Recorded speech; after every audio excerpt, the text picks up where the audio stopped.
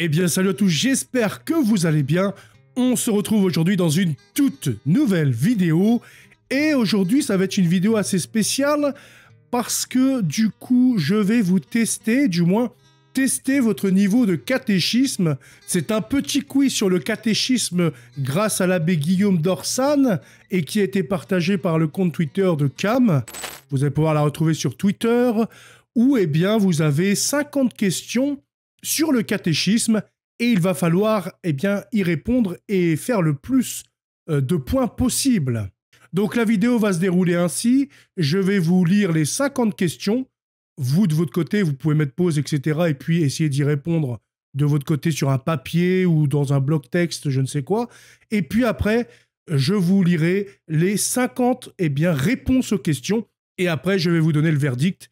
Donc, quel est votre niveau d'après eh bien, le nombre de vos points. Après ça, eh bien, n'hésitez pas à l'indiquer en commentaire quel a été votre score pour voir un petit peu eh bien, qui est fortiche dans le catéchisme et qui ne l'est pas. Voilà. Donc, eh bien, sans plus attendre, n'hésitez pas à prendre un stylo ainsi qu'une feuille ou bien de prendre eh bien, un bloc-notes pour écrire vos réponses. Alors, nous allons partir sur le thème de l'histoire sainte. Première question. Donnez le nom des 4 grands prophètes. Deuxième question.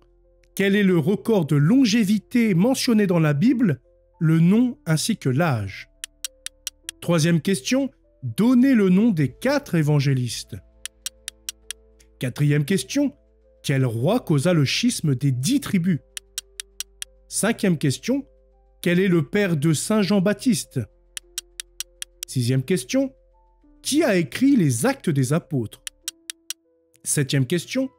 Combien y a-t-il d'épîtres de Saint-Pierre?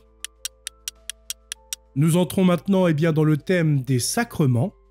Huitième question. Donnez les 7 sacrements. Neuvième question. Quels sont les sacrements qui ne peuvent être reçus qu'une seule fois? Dixième question. Qu'est-ce que la messe? 11e question. L'eau du robinet serait-elle une matière valide pour le baptême? Nous entrons maintenant dans le dogme et la morale. 12e question. Quelle était l'erreur de Nestorius? 13e question. Est-il juste de dire que la très sainte Vierge Marie est la mère de Dieu et pourquoi? 14e question. Combien y a-t-il de nature en Jésus-Christ? 15e question. Qu'est-ce qu'un miracle? 16e question. Quelles sont les 4 notes de l'Église? 17e question. Quelles sont les vertus cardinales? 18e question. Quel est le 3e commandement de Dieu? 19e question. Quels sont les jours de jeûne obligatoires aujourd'hui? Maintenant, nous allons entrer sur le thème de la liturgie. 20e question. Quels sont les mots grecs utilisés lors de la messe? 21e question. Quelles sont les couleurs liturgiques? 22e question. Que faut-il répondre après la lecture de l'évangile de la messe? 23e question. Comment s'appelle le voile qui recouvre le ciboire? 24e question. Comment s'appelle le linge avec lequel le prêtre s'essuie les mains après le lavabo à la messe? 25e question. Y a-t-il un dimanche où il n'y a pas de credo à la messe? 26e question. Qu'est-ce qu'une basilique, une cathédrale, une abbatiale et une église paroissiale? 27e question. Quand est-il permis de déposer le ciboire contenant le Saint-Sacrement en dehors du corporal? Maintenant, nous allons aller sur le thème de l'histoire de l'Église. Avec cette 28e question, quelle est la ville où les disciples reçurent pour la première fois le nom de chrétiens? 29e question, quel est le pape qui a ouvert le Concile de Trente? 30e question, Quel pape a condamné Luther? Par quel document? 31e question. En quelle année s'est réuni le concile d'Éphèse? 32e question. Qui a fondé l'ordre des Ursulines? 33e question. Constantin vit une croix dans le ciel avec une phrase. Donnez cette phrase en latin. 34e question. En quelle année eut lieu le Concile Vatican II, le début et la fin? 35e question. Donnez la liste des papes du XXe siècle. 36e question. Qui a été condamné au Concile de Nicée? 37e question. Quelle sainte ramena la papauté d'Avignon à Rome? Maintenant le thème vrai ou faux. 38e question. Une indulgence plénière remet tous les péchés. Est-ce que c'est vrai ou est-ce que c'est faux? 39e question. Les petits-enfants morts sans le baptême iront au ciel après la fin du monde. 40e question. Quand le prêtre présente l'hostie à la communion, le fidèle doit dire Amen. 41e question. La cathédrale de Rome et la basilique Saint-Pierre au Vatican. 42e question. Il faut donner le sacrement de l'extrême-onction à un condamné à mort. 43e question. Noé mit 7 ans à construire son arche. 44e question. Henri VIII d'Angleterre a reçu de Rome le titre de défenseur de la foi. 45e question. Le symbole de l'évangéliste Saint Luc est un bœuf. 46e question. Dans l'évangile, il est question d'arbres qui marchent. 47e question. Quelqu'un qui vit en concubinage a le droit d'être parrain de baptême. 48e question. Deux sourds muets ne peuvent pas se marier. 49e question et avant-dernière. Dans les Actes des Apôtres, on raconte que Simon le magicien voulut contrefaire l'ascension, mais se tua en tombant à terre. Et dernière question, donc la 50. Un simple diacre peut donner la communion. Donc voilà, j'espère que là où vous en êtes, eh bien vous avez tout noté. Et je pense qu'il y a des questions qui ont été un petit peu difficiles, je le suppose. Pour ma part, j'ai eu 22 bonnes réponses sur 50. Donc bon, c'est limite.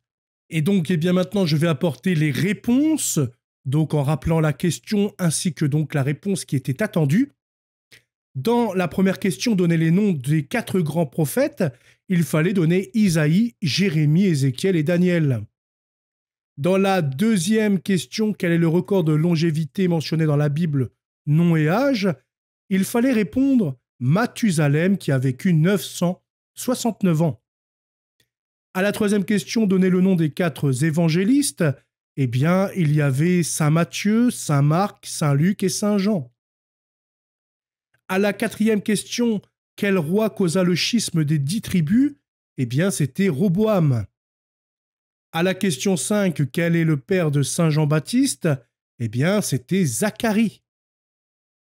À la 6e question, qui a écrit les Actes des Apôtres? Eh bien, c'est Saint Luc. À la 7e question, combien y a-t-il d'épîtres de Saint Pierre? Eh bien, il y a 2 épîtres de Saint Pierre. À la 8e question, donner les 7 sacrements, eh bien, il y a le baptême, la confirmation, l'Eucharistie, la pénitence, l'extrême-onction, l'ordre et le mariage. On arrive donc à 7 sacrements. À la 9e question, quels sont les sacrements qui ne peuvent être reçus qu'une seule fois? Eh bien, il est question du baptême, de la confirmation et de l'ordre. Je crois que certains vont l'oublier, l'ordre. 10. Qu'est-ce que la messe? Eh bien, la messe est le renouvellement non sanglant du sacrifice de la croix. 11. L'eau du robinet serait-elle une matière valide pour le baptême? Oui, ce serait une matière valide, mais le rituel demande qu'on utilise de l'eau baptismale. À la question 12, quelle était l'erreur de Nestorius? Eh bien, Nestorius affirmait qu'il y avait dans le Christ deux personnes, la divine et l'humaine, unies seulement moralement. De cette erreur découlait la négation de la maternité divine de Marie. À la 13e question, est-il juste de dire que la très sainte Vierge Marie est la mère de Dieu et pourquoi? Il fallait répondre oui, Marie est vraiment mère de Dieu puisqu'elle est la vraie mère d'un fils qui est vrai Dieu. À la 14e question, combien y a-t-il de natures en Jésus-Christ? Il fallait répondre il y a deux natures en Jésus-Christ, la nature divine et la nature humaine. À la question 15, qu'est-ce qu'un miracle? Eh bien, un miracle est un fait extraordinaire qui ne peut être accompli que par la puissance de Dieu. À la question 16, quelles sont les 4 notes de l'Église? Eh bien, les 4 notes de l'Église qui nous permettent de discerner la véritable sont l'unité, la sainteté, la catholicité et l'apostolicité. À la question 17, quelles sont les vertus cardinales de l'Église? Eh bien, la prudence, la justice, la force et la tempérance. À la question 18, quel est le 3e commandement de Dieu? Tu sanctifieras le jour du Seigneur. À la question 19, quels sont les jours de jeûne obligatoires aujourd'hui? Eh bien, c'est le mercredi des cendres et le vendredi saint. À la 20e question, quels sont les mots grecs utilisés lors de la messe? La réponse était Kyrie eleison, Christi eleison. À la 21e question, quelles sont les couleurs liturgiques? Eh bien, les couleurs liturgiques sont le blanc, le rouge, le vert, le violet et le noir. On peut y ajouter le rose, le doré et parfois le bleu. À la question 22, que faut-il répondre après la lecture de l'évangile à la messe? Il faut répondre l'os tibi Christe. À la 23e question, comment s'appelle le voile qui recouvre le ciboire? Le pavillon. On ne doit le mettre que si le ciboire contient des hosties consacrées. À la 24e question, comment s'appelle le linge avec lequel le prêtre s'essuie les mains après le lavabo à la messe? Ça s'appelle le manuterge. On le reconnaît à la petite croix brodée dans un coin. Y a-t-il un dimanche où il n'y a pas de credo à la messe? Et la réponse était non. La 26e question, qu'est-ce qu'une basilique, une cathédrale, une abbatiale, une église paroissiale? Eh bien, une basilique est une église ayant reçu des privilèges particuliers. Une cathédrale est le siège de l'évêque du lieu, une abbatiale est le siège de l'abbé d'un monastère, et une église paroissiale est une église publique desservie par un curé. À la question 27, quand est-il permis de déposer le ciboire contenant le Saint-Sacrement en dehors du corporal? Eh bien, c'est jamais. Pour l'histoire de l'Église, à la question 28, quelle est la ville où les disciples reçurent pour la première fois le nom de chrétien? Eh bien, c'était à Antioche. À la question 29, quel est le pape qui a ouvert le Concile de Trente? Eh bien, c'était le pape Paul III. À la question 30, quel pape a condamné Luther et par quel document? Eh bien, c'est le pape Léon X par la bulle Exsurge Domine. En question 31, en quelle année s'est réuni le Concile d'Éphèse? Eh bien, c'était en l'année 431. Question 32, qui a fondé l'ordre des Ursulines? Eh bien, c'est saint Angèle Merizi. Celle-là, un peu plus compliquée quand même. À la question 33, Constantin vit une croix dans le ciel avec une phrase. Donnez cette phrase en latin. In hoc signo vince, ce qui signifie par ce signe tu vaincras. À la question 34, en quelle année eut lieu le Concile Vatican II, le début et la fin? Et donc, Vatican II, c'est de 1962 à 1965. À la question 35, donnez la liste des papes du XXe siècle. Eh bien, au XXe siècle, nous avons eu Léon XIII, Saint Pie X, Benoît XV, Pie XI, Pie XII, Jean XXIII, Paul VI, Jean-Paul Ier et Jean-Paul II. À la question 36, qui a été condamné au concile de Nicée? Eh bien, c'est Arius parce qu'il niait la divinité du Seigneur Jésus-Christ. À la question 37, quelle sainte ramena la papauté d'Avignon à Rome? Eh bien, c'est bien entendu Sainte Catherine de Sienne. Maintenant, le thème vrai ou faux. À la question 38, une indulgence plénière remet tous les péchés. Faux. Une indulgence plénière ne remet que la peine temporelle due au péché. À la question 39, les petits-enfants morts sans le baptême iront au ciel après la fin du monde. Faux. Les larmes des petits-enfants dureront toujours. À la question 40, quand le prêtre présente l'hostie à la communion, le fidèle doit dire « Amen ». Faux. C'est d'ailleurs mal commode pour le prêtre si le fidèle parle en recevant l'hostie. Question 41. La cathédrale de Rome et la basilique Saint-Pierre au Vatican. Faux. La cathédrale de Rome, c'est Saint-Jean de Latran. À la question 42, il faut donner le sacrement de l'extrême-onction à un condamné à mort. Et là, c'est encore faux. L'extrême-onction est le sacrement des malades. On ne doit donc l'administrer qu'à ceux qui souffrent d'une maladie pouvant conduire à la mort. Question 43, Noé mit 7 ans à construire son arche. Eh bien, c'est faux puisque Noé a mis 100 ans. À la question 44, qui était Henri VIII d'Angleterre a reçu de Rome le titre de défenseur de la foi. Et là, c'était vrai, mais c'était bien avant son schisme. À la question 45, le symbole de l'évangéliste Saint Luc est un bœuf. Et là, c'était vrai. À la question 46, dans l'Évangile, il est question d'arbres qui marchent, et c'est encore vrai. Allez voir dans Marc 8, chapitre 24. Question 47, quelqu'un qui vit en concubinage a le droit d'être parrain de baptême. Faux, pour être parrain ou marraine, il faut vivre chrétiennement. À la question 48, deux sourds-muets ne peuvent pas se marier. Faux, un sourd-muet peut donner son consentement par d'autres signes explicites. Et la question 49 est l'avant-dernière. Dans les Actes des Apôtres, on raconte que Simon le magicien voulut contrefaire l'ascension, mais se tua en tombant à terre.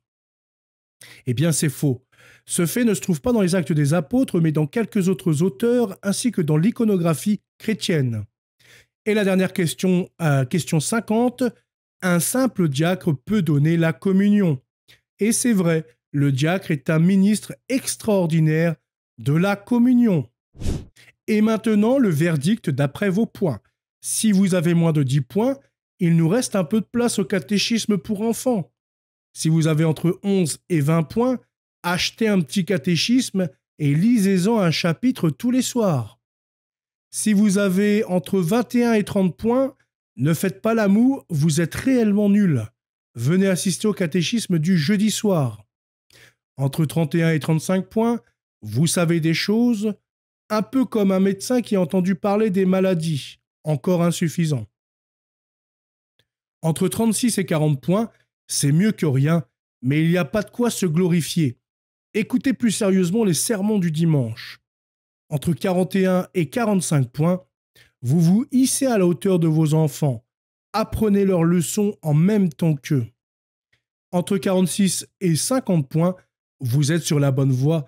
Continuez, ne vous arrêtez pas. Et pour ceux qui ont plus de 50 points, le problème est ailleurs.